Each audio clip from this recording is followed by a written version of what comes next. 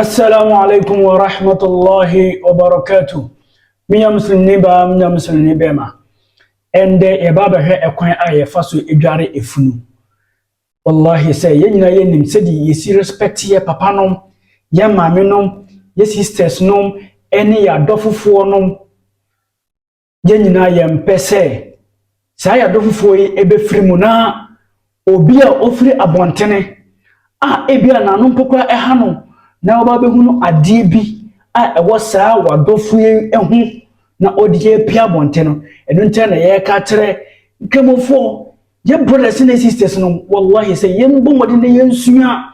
se de ye si dware ye nkasankasa ye funu da enum ene beboa me no mienu nyinara tine jama ende ye baba besua ekwan ye fa so de edware efunu tine memsra wo se saa nimde wei nimde bi ehu ehia papa se wo usua na wo hye so de ma oyanko bi na ono so esua insha Allah da kwamati moda mo ba soare no na ehu enhyira mu ntimi ensoa ntine bomode ne se wo be follow me after so wo follow no share na yeden na like na bomode so wo be ode be ma fofrofo apushi ama no akọ ekire na obi anso so anya so emfa so insha Allah ka hu ne se saa video we no ebeba in two episodes. We a first episode. Ntini yebe chirichiri mu akopim baby na inshallah the next episode no so no ya to aso efiri hono. Nemo yeka hu se nyoma embe de listi eno na nyoma e wo se ye pe anase ye ansa na ya start adware efunu no. De edi nkan ene se ya ye ba be de ye ba be dware efunu no. E wo se ye alwala. E wo se wo ye ablution anase wudu. Now wa pe gloves. Wo pe gloves for your own protection. Gloves no me pabako betima pa be 3 say de be ya in the course of say wo dware efunu nyina no ebia wo ma obetimi asesam ntini ye be pe gloves after say wo pe gloves ene atade bia wo de be hye akata ho no ye hwe de etoso mienu ene say ye be make sure say ye de table no ana say be pe table a ye de efunu no be de ebe toso we ene ye ade a etoso mienu e wo say ye pe ade etoso miensa ene say ye make sure say de biara no nipa no ana say body na nkasa na da ho no no ya kata na daja se de me no mienu nyina no ye mpese ye daja be de e be da ho no no saa na bomoden say wodofo na oda ho no no kata na daja mema na daja enye de enda ho no nam se hwe de etoa so a e wo say ne tinu eni ne tinu e wono no erezi kakra nti nefa na say table no mo de ade bi be to ne tinu ene ne tinu side no na e wono no erezi kakra se de be ya efi bia e wone mu bia no e be den e be pie abontene wei ene ya ade a e wo say ye de ye edema efunu no nam after that no ye make sure say ade biara a e hye sa efunu no e be de e be yi e bia kawa chain bi watch bi ade bi boni trim bi biara e woni pa no body biara no ye nyina enka body no nko a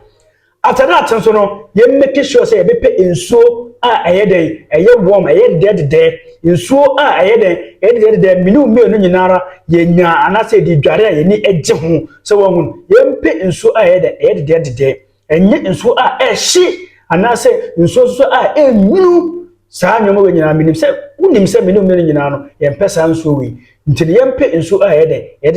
eno ane ye mfa dware efunu no nam afede ye ba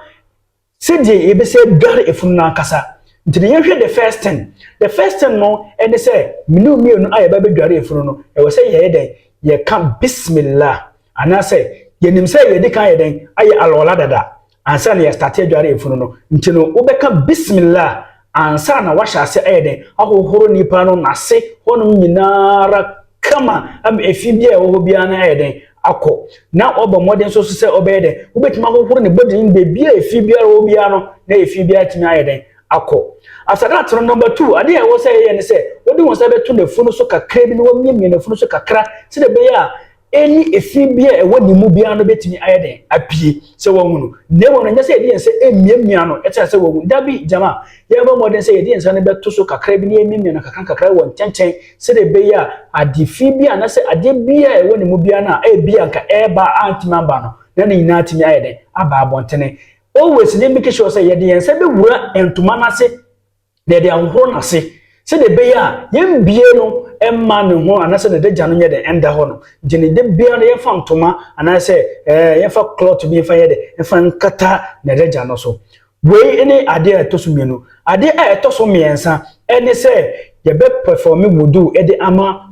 owufuo no e wo se ye owufuo no ablution anase alola nam kwen ye be fa so ye alola no eni ye be na alola tise de esi alola normal no nemomu no with the exception of normal mienu wei ne hwenem ye fa so engum ana nanum so no ye fa so enye de engum wei efunu ade be enyi kwase ye ma eni liquid anase enso bia ye de ewro body nim eno ntine be pe cotton anase asawa ne ya for kakre bi ne ya miema manso na ye de afrim ne de apepa ne hwenem on ana de apepa na anum so wei ene ye alola a ye be ye de ama ofunu no wei aye first episode ye ba modern say ye be like ne share sa video wei ama afofrofo na obiara nso anya sa nim die wei bi inshallah ntine jama be the first episode ni be si anum say video no wa second episode no ye beto aso e de afri 4 number 4 no na inshallah ye de akowie assalamu alaikum wa rahmatullahi wa barakatuh